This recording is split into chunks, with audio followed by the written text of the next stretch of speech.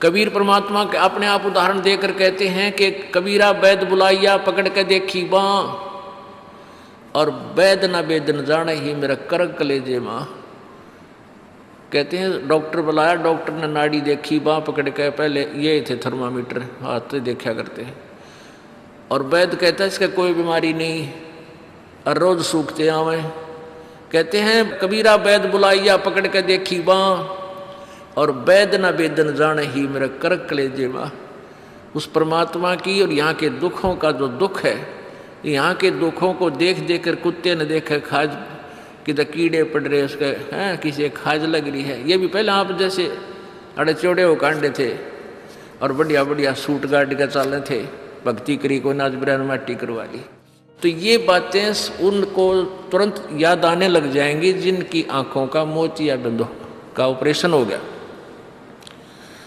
अर्थात जिनको तत्व ज्ञान हो गया। अब तो हम देखते हैं कुत्ते हैं, गधे हैं, सूअर हैं, बैल है, जोड़ रखा गाड़ी में, भर रखा सामान, चलता नहीं था, दे लट्ठा गद्दा है गधोरी उस पर। तो हमने सोचा ये तो ऐसे बनते रहेंगे और हम ऐसे ही मनुष्य बने रहेंगे। काल ने ऐसी बुद्धि भ्रष्ट कर रखी हमारी, क्योंकि ज्ञान है नहीं। ज्ञान हो तो हम ये नहीं सोच सकते, क्योंकि यहाँ तो प्रत्येक प्राणी का अपना किया कर्म इसको मिलेगा। आज मनुष्य है, भक्ति ठीक की नहीं तो अगली योनियों अन्य प्राणियों की योनियों में जाएगा ही जाएगा। तो फिर ये बातें, यहाँ का यो कष्ट, किसी की किसी का हाथ कट रहा, किसी की टांग कट गई, कोई अंधा हो रहा, किसी का बेटा मर गया, किसी की बेटी मर गई, एक परिवार में दो दो तीन दिन इकट्ठे मृत्यु हो रही है। अब उस परिवार के स्थान पर आप अपने को सोचकर देखो जो जश्न मनाने की तैयारी में है, तो फिर ये बकवादें अब पलट जाएंगी। 90% जो हम वेस्ट करते हैं अपना समय इस पेट के लिए और इस संसारिक इन बकवादों को जोड़ने के लिए, ये 90% अपने आप शांत हो जाएगी। ना दहेज लेंगे ना देंगे। किसी के 2 कन्या हो जाती है, उसको नींद आनी बंद हो जाती है। ऐसा हमने अपने आप एक मकड़ी वाला जाल फैला के आप फंस बैठे उसमें दहेज के चक्कर में, क्योंकि हमें ज्ञान नहीं। हम किसी से आज पैसा लेते हैं, अगले जन्म में वो पैसा वापस देना पड़ेगा। किसी ने मान ले किसी को दबाव देकर दहेज का पैसा ले लिया, या वैसे 2 नंबर के काम करते ले लिया, लेकर दिया नहीं, अगले जन्म में वो पूरा करना पड़ेगा। किसी का गधा बनकर देना पड़ेगा, किसी का भैंस बनकर देना पड़ेगा, और या फिर अगले जन्म में वो दामाद बन के ले जाएगा जिसको आज तुम दामाद बन के ले रहे हो। तो इस पंगे में अनजान व्यक्ति दिया करे। परमात्मा ने जो आपको देना है वही देना है, आपके प्रारब्ध में लिख रखा है। उसमें आप अगर फेरबदल करने की चेष्टा करोगे दूना दुख उठाओगे। फेरबदल भी परमात्मा ही कर सकता है। शास्त्र विद अनुसार साधना करने से आपके भाग्य में ना होगा वो पुण्य, और परमात्मा करवा कर या अपने कोटे से देकर आपको यहाँ होटल वाली सुविधाएं अवश्य देगा, पर अधिक नहीं मांगनी चाहिए। तो ऐसे नानक साहब जी से किसी ने प्रश्न किया, क्योंकि नए नए भक्त बहुत जाते रहते हैं। कहते हैं हे गुरुदेव, हे परमात्मा, आप हमें कभी खुश नज़र नहीं आते, आप खोए खोए से रहते हो। तो नानक साहब जी कहते हैं भाई क्या बताऊं। कहते हैं ना जाने काल की कर डारे, और किस विध ढल जा पासावे, और जिनाते सरते मौत खुड़क दी उनानू केड़ा हासावे। कि 1 सेकंड का पता नहीं यहाँ के बिजली गिर जा और कहाँ गिर जा। जैसे सन 2000 की बात है, पूरा भारतवर्ष गणतंत्र दिवस 26 जनवरी मना रहा था। उधर से गुजरात के अंदर एक जबरदस्त भूकंप आ गया। लाखों व्यक्ति अपने ही मकानों के नीचे, जो 3-3, 4-4 मंजिल के सारा जीवन पीढ़ी 2 पीढ़ी लाग कर बनाकर उसमें जश्न मना रहे थे, उन्हीं के नीचे दब के और लाखों व्यक्ति मर गए। सुबह सुबह का समय, छुट्टी का दिन, और सारे घर में सेठ थे। काल ने किसा दाव लगाया।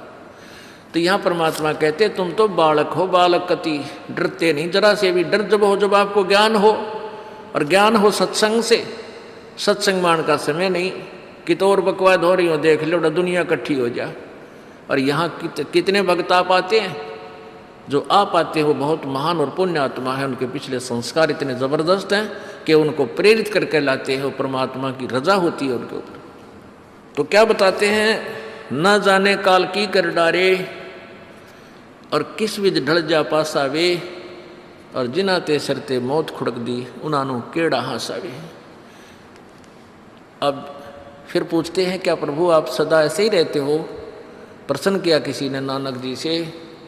नानक साहब ने कहा कि भाई मुझे भी खुशी होती है, लेकिन वो खुशी हम ऐसे प्रकट नहीं करते जैसे अनजान लोग करते हैं, नाचे कूदो या हा हा हा दांदरे काटे। नहीं, अंदर ही होता रहता हमारे जो कुछ होता है। कहते हैं साध मिले साड़ी शादी होंदी, साध मिले साड़ा शादी होंदी, और विछड़ जा दिलगिरी वे, अखदे नानक सुनो जहाना मुश्किल हाल फकीरी वे। कि तुम भक्तजन जब आते हो मेरे पास सत्संग सुनने के लिए, और जो उपदेश ले चुके हैं, और फिर वो सारे के सारे रह कर मेरे पास आ रहे हैं, तो मुझे बहुत खुशी होती है। उस दिन हमारे विवाह होता है, शादी होती है, समागम होता है, चहल पहल होती है। और जब तुम चले जाते हो, विछड़ जा दिलगिरी वे, तुम चले जाते हो जब मुझे दुख होता है। क्यों होता है? कि तुम काल के उसमें पहुँच चले जाते हो, क्योंकि भक्त कम होते हैं और काल प्रेरित व्यक्ति ज़्यादा होते हैं। मुझे ये डर लगा रहता है कि कहीं ये भोली आत्मा उन काल के दूतों का ना फंस जा, और उनकी बातें माँ के भक्ति ना छोड़ दे, इनकी दुर्गति ना हो जा। जब तुम ठीक ठाक वापस आ जाते हो सभी, तो मेरी आत्मा खुश होती है। उस दिन मेरी खुशी का कोई ठिकाना नहीं होता, लेकिन वो होती है अंदर ही अंदर, लोग दिखावा नहीं होता। साध मिले साड़ शादी होंदी, और विछड़ जा दिलगिरी वे, अखदे नानक सुनो जहाना मुश्किल हाल फकीरी वे। भाई कहते हैं भक्ति करना बहुत मुश्किल है। मुश्किल इन काल के दूता ने बना दी, जनता ज्ञानहीन कर दी। जो भक्ति नहीं करते वो तो सीधे काल के जाल में हैं ही। जो भक्ति करने की चेष्टा करते हैं तो किसी का तो पति लाठी ठाए पाओगा, उसके पति ने कोई और इंजेक्शन ला जाएगा। यो क्यों होया भाई, हम भी तो नाम ले रहे हैं, हम वहाँ जाते हैं, हम तो 6 महीने साल में कभी कभी जाते हैं, और आप कहते हैं 10वें दिन भाग लेते हैं। तो भगत ने नाम ना ले रखा तो वो परेशानी पैदा करेगा ही करेगा। किसी की पत्नी ने नाम नहीं ले रखा, भगत ने ले रखा है, तो वह सींग पिनाए पावेगी। किसी के कहने सुनते हैं, जानते क्या सुनी घर में होगी। काल न तक करवाना है कि किसी प्रकार ये वहाँ जाना छोड़ दें, तेरे जाल में फंसे रहें। इसका तो पूरा प्रयत्न रहेगा। लेकिन पुण्यात्मा यु ज्ञान रूपी ढाल आपको इसलिए दी जाती है कि अपना बचाव करो, और भक्ति मत छोड़ना चाहे कुछ भी हो। आप पुण्यात्माओं अपने घर के काम में, ठीक है, पति पत्नी बच्चे सब कोई कार्य करना है तो सब मिलकर सलाह बनाकर कर लें, बहुत अच्छा होता है। उसमें कोई हानि लाभ भी हो जाती है तो विशेष दुख नहीं होता। उसमें अवश्य राय एक दूसरे की लेकर काम कर लेना चाहिए। और जब आता आत्म कल्याण का समय, उसमें किसी की राय की आवश्यकता नहीं। मान लीजिए आपने नाम लेना है और आपका पति नाट्य है, तो नाट्य जाएगा। ये अपने जीवन का सौदा तुमने खुद सोचना होगा, इसमें किसी की राय की आवश्यकता नहीं। आपने नाम लेना, आपकी पत्नी मना करती है तो करन दे, इसमें किसी की सलाह लेने की जरूरत नहीं, चाहे कोई राजी रहे चाहे नाराज रहे। यदि मीराबाई उस समय ये सोचती कि तेरी माँ क्या कहेगी, तेरे पिता क्या कहेगा, ये समाज क्या कहेगा, तो मंदिरों में जाती है। क्योंकि उस समय ठाकुर समाज अपनी बहन बेटियों को घर से नहीं निकलने देते थे, पर्दों में रखते थे। लेकिन मीराबाई बालक नहीं रही थी, समझदार थी। वह उसको पता था कि आज तो मैं लोक लाज कर मैं आकर भक्ति नहीं करूँगी और फिर कुतिया बनकर बाजार में आंडूंगी, कोई मेरी इज्जत का रक्षक नहीं मिलेगा। तो ये ज्ञान से ही ऐसी दृढ़ता आती है। संघर्ष किया और सफल हुई, क्योंकि मालिक के नाम पर जो संघर्ष करते हैं, सच्चे दिल से, हृदय से, उनकी परमात्मा मदद किया करता है। ये पिछले इतिहास देख लो। क्या बताते हैं?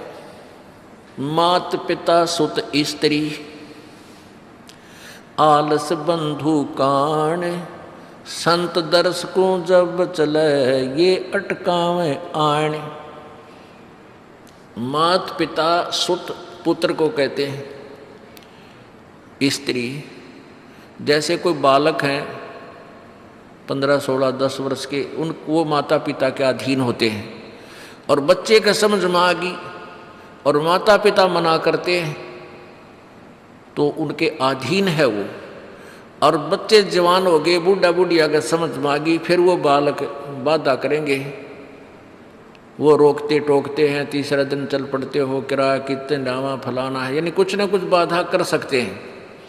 किसी का पति बाधा कर सकता है, किसी की पत्नी बाधा कर सकती है। जब भक्ति की तरफ अग्रसर होता है या सत्संग में आने की तैयारी करता है। या फिर आलस बंधु कान, आलस माने आप ढीले गोडे छोड़ दे, फिर देखांगे इबका नहीं जाता, सर्दी घनी है, गर्मी घनी है। और या बंधु कान, लोक लाज, इनके कारण ये है भक्ति में बाधक। अब क्या बताते हैं परमात्मा?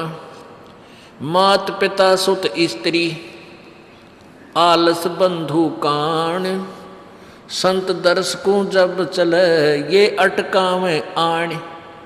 इनका अटकाया अटके नहीं, और संत दर्श को जाए कह कबीर सो संत है आवागमन नसावे।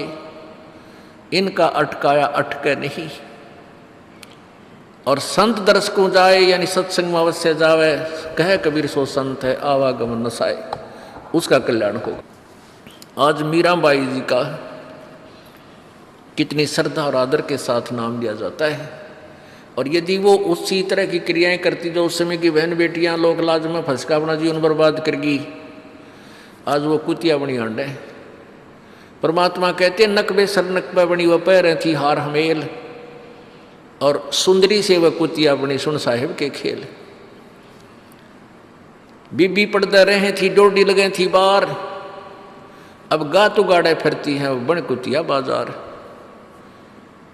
वो पर्दे की सुंदरी सुनो संदेशा मोर, इब गा तो गाड़े फिरती हैं वो करें सराय शोर।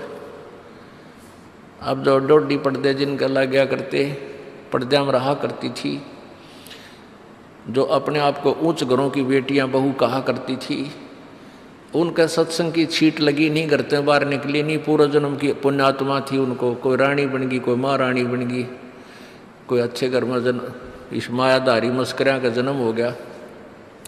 और वो भगवान से दूर रहने के कारण फिर अगले जन्म में कुतिया की योनि पाती है। तब तो पर्दों में रहती थी, उंगली भी ना दिखने देती, किसी बाहर कहीं हमारी बेइज्जती ना हो जा, मेरी पत्नी जो है सत्संग में चलेगी तो इज्जत का नाश हो जाएगा। और वह इज्जत फिर उगाड़ी आंडा है कुतिया बनकर। कहते नकबे सर नकबा बनी पैर थी हार हमेल, 1-1 लाख के गहने पहरा करती, आज वो सुंदरी से कुतिया बनी देख साहिब के खेल। तो पुण्यात्मा ये इन बातों से डर लगना चाहिए। इन बातों से डर लगने लगेगा, मालिक में रुचि बनेगी और भजन करने को दिल करेगा। और ये लोग दिखावा जो ड्रामा है, नाचा कूदी, ये बकवाद मन में आवे को नहीं, ये कहने की आवश्यकता नहीं पड़ा। दास ने कैसा मत करियो, हाँ कहना तो पड़ता है एक बार बालक को, कुछ दिनों के बाद फिर आपकी रुचि ना बढ़े। इतना तो इस दास को विश्वास हो गया है कि परमात्मा के बच्चे भगवान को पहचानने लग गए, क्योंकि अब शिक्षित समाज है। आपको नाम दिया जाता है, नाम देने से पहले सब नियमों से परिचित कराया जाता है। और हमने ये पुस्तक बनाई है भक्ति सौदागर को संदेश, इसके प्रथम अध्याय में ही हमने नियमों का पूरा विस्तार से विवरण दिया है कि कोई भी पुण्यात्मा इस आश्रम की तरफ आएगा तो पहले तैयार होकर आवे। पहले क्या होता था कि भक्तजन समझाते थे नाम ले लो तुम्हारा कल्याण हो जाएगा, बड़े सुख होते हैं, यहाँ आ जाते थे उपदेश लेने। और यहाँ आकर के यहाँ पर उनको लिस्ट दिखाते थे ये नियम निभाने हैं, तो बात जाते थे कि नहीं हमारा भी ये नियम नहीं नंबर। क्योंकि वो उल्टे रंग में रंगे हुए वो सारे। तो अब उनको पहले ये लिख कर दे दिया कि तुम तैयार होकर आ जाना, तुम्हारा मन मानने तो आना, क्योंकि कल्याण होगा इस मर्यादा में रहने से। तो अब ये दास देख रहा है कि अब कितना डर लगता है बहन बेटी भाइयों को, बच्चों को। अब वो कहीं, क्योंकि समाज हमारा जो है सारा का सारा समाज काल प्रेरित है, उन्हीं क्रियाओं को कर रहा है जो ना करने वाली होती हैं। और हमारा भक्त एक घर में एक व्यक्ति ने नाम ले लिया और 5-6 व्यक्ति वो सारे शास्त्र विरुद्ध साधक हैं, तो उनके साथ संघर्ष बनता है बेचारे का जा करके। फिर भी वो इतना दृढ़ है, डरता है, आकर पूछता है जी मेरे पे ऐसी गलती होगी, मेरा नाम तो खंडनीय हो गया, आगे से नहीं करूँगा। तो कहने का भाव ये है कि पहचानने लग गए तुम परमात्मा को और संघर्ष करना सीख गए, आप सफल होगे, देख लेना एक दिन। ये नाखून पालिश लगाते हैं, ओठों पर इसी बूंदी शक्ल बना लेते हैं, लाल वो लगा कर लिपस्टिक, इतना बेहुदी शक्ल बन जाती है। कहते हैं अब ऐसी मर्यादा बन गई, बहन बेटियां कहते हैं कि हम ऑफिस में जाते हैं तो ये लिपस्टिक वगैरह नहीं लगाते, नेल पेंट नहीं लगाते, तो क्या कहते हैं उस दूसरे कि तुम्हारे घर में कोई मर गया क्या? अरे थारा गजब भैया, ये बकवाद करने तो सारे जी जाओगे तुम, अकल खत्म होगी। यानी एक मर्यादा बन गई, जो ऐसे उल्टे काम ना करे उसने हे समझन लागे। निरंजन धन तेरा दरबार जहाँ तनिक नहीं न्याय विचार, सारे उल्टे काम में राजी रहे। लेकिन हमारी बेटियां अब संघर्ष करती हैं कि हाँ उनको ज्ञान हो गया, वो तो बालक हैं, कुछ भी कह सकती हैं। तो अब हम सबको बताते हैं ये ऐसा नहीं करना, क्योंकि पहले हमारा ज्ञान गाँव में ज़्यादा चला था। इस दास ने गाँव में जाकर प्रचार किया, तो वहाँ तो ये था को ना लिपस्टिक का फंड था, ना कोई नाखून पालिश लाया करती, मेहंदी मुंदी ला लेती, तो यार वो भी मना कर दिया हमने, समझा दिया कि इसका कोई फ़ायदा नहीं है, अपना भक्ति करो। तो वो तो सब एक साधारण सी बात ही छोड़ छाड़ दी। अब शहरों में फैल गया परमात्मा का जो ज्ञान है। अब शहरों से जो बेटियां आती हैं वो सारे तो नाखुना निशी बुरे हाल तो सनाए पाओगी। और इधर बिहार में तो और बेगन हो रहा कति बुढ़ी बालक सारे लाल ये नाखुना न कति न कुसूती तरह पेंट करके लाओगे, न चमकान दे। अब इनको समझाना पड़ता है कि ये नहीं करोगे तो मान जाते हैं कि नहीं आगे नहीं करेंगे हम, क्यों इनकी आवश्यकता भी क्या है? भगवान ने जो कितने सुंदर नाखून पहले बना के दे रखे, इन पर क्या फायदा और बकवाद करने की? तो मालिक ने जो अंग दे रखे हैं वो बहुत अच्छे बना के दे रखे हैं, इसमें हमको फेरबदल करें, ये हमारी वो लोग दिखावा मेकअप है, इसकी हमें आवश्यकता नहीं। अब तो हम आपको बता रहे हैं, समझा रहे हैं पहली बार, फिर आप पे सियाने हो जाओगे, आपकी अब पर रुचि ना करे। जैसे नानक साहब कहते हैं, ना जाने काल की कर डारे किस विध डल जा पासा वे, जिना के सरते मौत खड़क दी उन्होंने के डांसा वे। अब प्रसंग था कि साध मिले साड़ी शादी होंगी और भी छड़ जा दिलगिरी वे, अख दे नानक सुनो जहाना ये मुश्किल हाल फकीरी वे।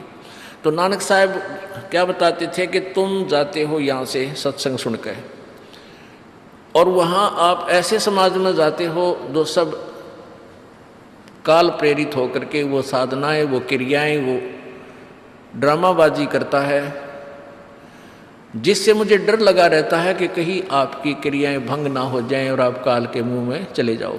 जब तुम वापस आ जाते हो तो मुझे बहुत खुशी होती है कि परमात्मा के बच्चे काल के जाल से बचे हुए, तो उस दिन खुश होता हूँ मैं।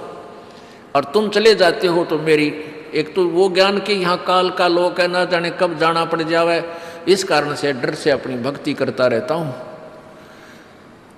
और एक तुम्हारी भी चिंता खाती रहती है कि कहीं काल के जाल में ये बालक फिर ना फंस जाएं। तुम वापस आ जाते हो एज इट इज, तो फिर मेरी खुशी का ठिकाना नहीं रहता। साध मिले साड़ी साधी होंगी, साध यानी साधु संत, ये भक्त आप साध हो, साध माने जो साधना कर रहा है, और साधु सोए जो सीधा चाल है, यानी जो और लोग दिखावा बकवाद नहीं करता, शराब मांस तम्बाकू नहीं पीता, और मेकअप वगैरह शरीर के वापस जरूरत नहीं। कहते पति भरता भावानी चोम चटक श्रृंगार, जो पति भरता यानी जिसने केवल अपने पति से ही लगा हुआ है, फिर उसने बकवाद करने की क्या आवश्यकता है? तो कहने का भाव यह है कि हम सच्चे ढंग से जब लगेंगे फिर हमने अब तो इच्छा ना हो किसी वस्तु की।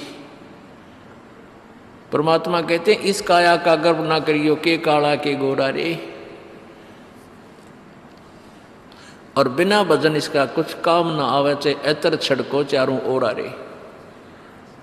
ये शरीर क्या है, ये गोरा दिखा है चाहे काला किसी का, इसने थोड़ा सा छोल के देख लो, एक जैसा कोबाड़ सब में भरा पड़ा है, या ऊपर पालिश का फर्क रखे, अरे इससे नाम अच्छा बूढ़ा मान लेते हैं। नहीं, ये चाहे काला है चाहे टेढ़ा बेढ़ा है, चाहे किसा बूढ़ा काना लंगड़ा है, इसमें जब भक्ति कर गया वो सफल है, और इस मेकअप में लग गया रहा वो असफल है, चाहे वो कितना सुंदर दिखता हो। तो पुण्यात्मा परमात्मा कहते ये मिट्टी है, इस मिट्टी से हमने लाभ उठाना है, इसे सोना बनाना है, भक्ति रूपी धन कमाना है, तो इसी से कमाया जाएगा।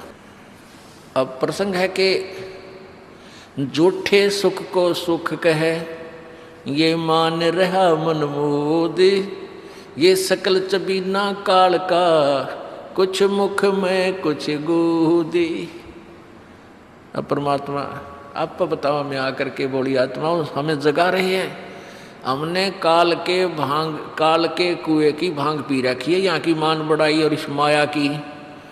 कबीर परमात्मा कहते हैं, कबीर ये माया अटपटी या त्रिगुणमयी माया, ब्रह्मा विष्णु महेश के द्वारा जो हमारे अंदर प्रेरणा कर रखी है, त्रिगुणमयी माया के विषय बता रहे हैं। कबीर ये माया अटपटी, सब घट आण अड़ी, किस किस को समझाऊं ये तो कुएं भांग पड़ी। अब किस किस ने समझावा, सब एक तरह की भांग पी के एक जैसे विचार, एक जैसे बोल, एक जैसा ज्ञान इन्होंने ग्रहण किया हुआ है, और ये दास सच्चा ज्ञान सुनाता है, इसका विरोध करते हैं, इसको जल्दी समझ नहीं पाते, क्योंकि इनको इस माया रूपी और अज्ञान रूपी भांग का नशा हो रहा है।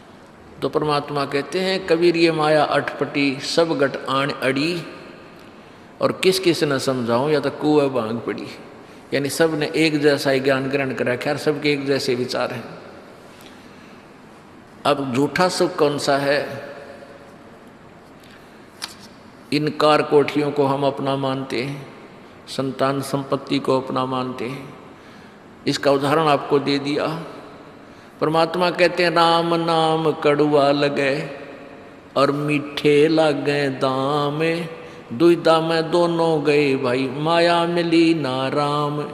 माया तो मिले को नहीं, यानी मान लीजिए आपके पास अरबों संपत्ति अरबों हो भी गई, तो वह तेरी नहीं, आपको 2-4 रोटी सुबह 4 रोटी शाम है, और एक वर्ष में गणित गणे 4 कपड़े कुर्ते पजामे बहुत,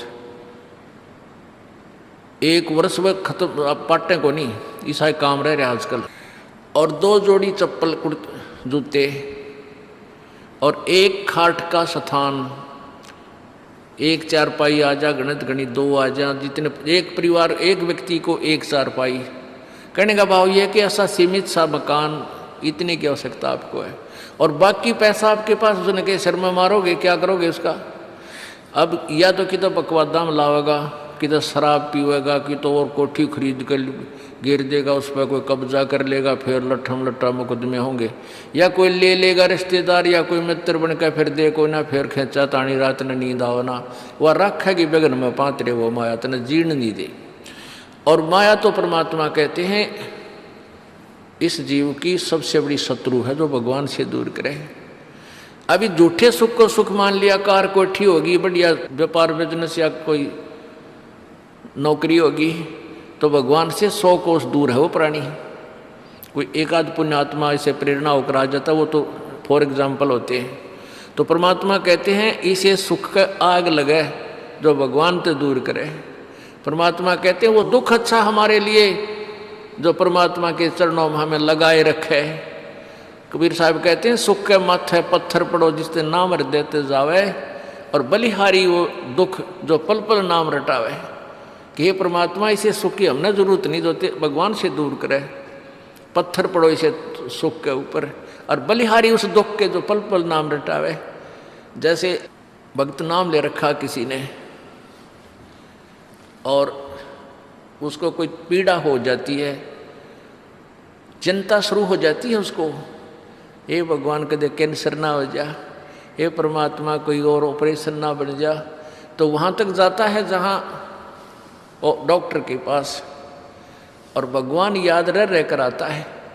और वहाँ जाकर डॉक्टर करता है अल्ट्रासाउंड और एक्सरे वगैरह करके बता देता है कि आपको वैसी कोई खास बीमारी नहीं है, नॉर्मल सी है, ये दवाई लो ठीक हो जाएगी। उसके बाद फिर परमात्मा के गुण कितने गाता है वो। जो भक्ति से दूर हैं वो तो भूल भाल जाते हैं, उनको तो परमात्मा याद आता है, कोई ना डॉक्टर दिखे। और पुण्यात्मा जो भक्ति करते हैं उनको डॉक्टर नहीं भगवान पहले दिखाई देता है। पुण्यात्मा, आपके प्रारब्ध में, आपके संस्कार में मृत्यु है और कैंसर से है, और वो होगी, नाम ले रखा आपने, और डॉक्टर ने भी डिक्लेयर कर दिया कि कैंसर है भाई। पीछे आपको उदाहरण दिया था, एक लड़का रोहतक से, इकलौता पुत्र, और 10 साल के बाद पुत्र प्राप्ति हुई, और उस लड़के का कान में कैंसर बता दी, PGIMS रोहतक तक। उन डॉक्टरों ने फाइनल कर दिया और उसका पूरा डाटा अपने मोबाइल में नोट कर लिया कि इसका ऑपरेशन करवा ले और दिल्ली ले जा, हम नहीं कर सकते। वो रोता हुआ यहाँ आए। अब क्या है कि ये काल बड़ा उस्ताद है, थोड़ा सा सुख होते ही भगवान ने भूलन लाग जाए। वो 5 महीना में आए हमारे पास रोहतक से, जबकि आए महीना आना चाहिए था। 5 महीने में पता करा भाई कितने दिन में आए, वो 5 महीने वाला गेला। हमें भी ज़्यादा खींचातानी करें भाई इतना लेट क्यों हो गया, तो भगवान ने नहीं चाहिए तो फायदा क्या होगा। ये कुदरती है, जब इस महीने 2 महीने में आपका प्रेरणा नहीं उठी, लोर नहीं उठी आने की, तो फिर भक्ति कहाँ चल रही है आपकी। बंधन तोड़ कर आ जाओगे जिसके अंदर भक्ति चल रही है, चाहे कितनी दूर भी क्यों नहीं है इंसान। भारत में कोई दूर थोड़ा, कोई वीज़ा थोड़ा बनवाना है दोबारा आने के लिए, और वो भी नहीं आ पाते हैं, फिर भक्ति नहीं चल रही उनकी। तो फिर रोए दोनों, और लड़का भी रोए, उसकी पत्नी भी रो, उसका बाप भी, दोनों। वो लड़का छोटा ही था, 12-13 साल का। कहने लगे जी कैंसर बता दी, हमारा तो इकलौता पुत्र है। बुरा हाल, मेरी नहीं सुने, रोए वहाँ बेटा बात सुनो, आप दोबारा चेक कराओ और पूरी श्रद्धा रखना मालिक में। आप दोबारा ऑपरेशन कराने से पहले चेक जरूर करा लेना, ऑपरेशन नहीं मना करता मैं, और ऑपरेशन भी मालिक की दया से सफल होया करे इसी बूंदी बीमारी का। तो उनका यह बात जच गई, जानते डॉक्टर से कहा जी इसको ऐसे, वो रिपोर्ट दिखाई, और फिर कहा जी, वो डॉक्टर ने कहा अभी मैं दोबारा चेक कर लूँगा। मालिक प्रेरणा करता है कि एक बार चेक करना पड़ेगा, मैं ऑपरेशन करने से पहले चेकिंग फिर करूँगा। दोबारा चेक किया, उसने बताया इसका कोई कैंसर नहीं है, और कान की हड्डी बढ़ है, और 6 महीना में एक बार दिखा जाइए, तो आप पर ठीक हो जाइए। अब पुण्यात्माओं, अब उस परिवार को भगवान कितना प्यारा लगेगा, कितनी श्रद्धा बढ़ेगी। और आए महीने 2 चक्कर काटेंगे, तो इंसान तो होंगे, शैतान होंगे, तो फिर आपत्ति आओगी उन पर। भगवान से दूर होते ही फिर ये विरानमटी होगी। तो कहने का भाव ये है कि सुख के माथे पत्थर पड़ो जो ना मर देते जा, और बलिहारी उस दुख के जो पल पल नाम रटावे। संत शरण में आने से फिर आई टले बला, और जय मस्तक में सूड़ी होवा कांटे में टल जा। ये मालिक की वाणी है, गलत नहीं हो सकती। इसका हम कितना लाभ उठा सकते हैं वो हमारी अपने अंतःकरण की जो है व्यवस्था के ऊपर डिपेंड करता है, हमारी कितनी भावना है, कितनी हमारी लगन है मालिक में। अब कुछ भक्त ऐसे भी आते हैं जी, हमें लाभ ना होया, पाठ भी करा लिया, जोत भी चढ़ा दी, और 3 बार आ लिया मैं, ईसा डिठोरा दिखाऊंगे, मेरा ऊपर जानो बहुत बड़ा, मुझे ही ज़्यादा आवश्यकता है, इसने कती नहीं। वो बेचारे बालक हैं 1ली-2री कक्षा के, वो कुछ भी बोल सकते हैं, उनको ज्ञान ही नहीं। और ऐसे लाखों लोग हैं जिनको निरे सुख हो लिए, तो परमात्मा तो वही है। एक ही ट्रांसफार्मर में तो सबको कनेक्शन दे रखा है, और जिसके पंखे कूलर चल रहे हैं वो भी उसी लाइन से जुड़े हैं, और जिनके नहीं चल रहे हैं वो भी उसी लाइन से जुड़े हैं, तो उनका कोई कनेक्शन डिफेक्टिव है, उसको फिर चेक कराएं, लाइट पावर वही है। कहते हैं सतगुरु के दरबार में कमी काहे की ना, अंसा मौज नहीं पावता तेरी चूक चाकरी में। कि इस परमात्मा के दरबार में किसी चीज़ की कमी नहीं। और परमात्मा आप बताते हैं कि यदि तुझे लाभ नहीं मिल रहा तेरी चूक चाकरी में, आपके अंदर कोई श्रद्धा में कमी है, आपकी भावना में कमी है, या आपका कनेक्शन लूज है, आपका कनेक्शन कट ऑफ हो गया, वह पावर आ नहीं रही। इस परमात्मा कबीर जी के शब्द कोश में असंभव शब्द नहीं है। इस कबीर परमेश्वर की डिक्शनरी में इम्पॉसिबल वर्ड नहीं है। ये वो भगवान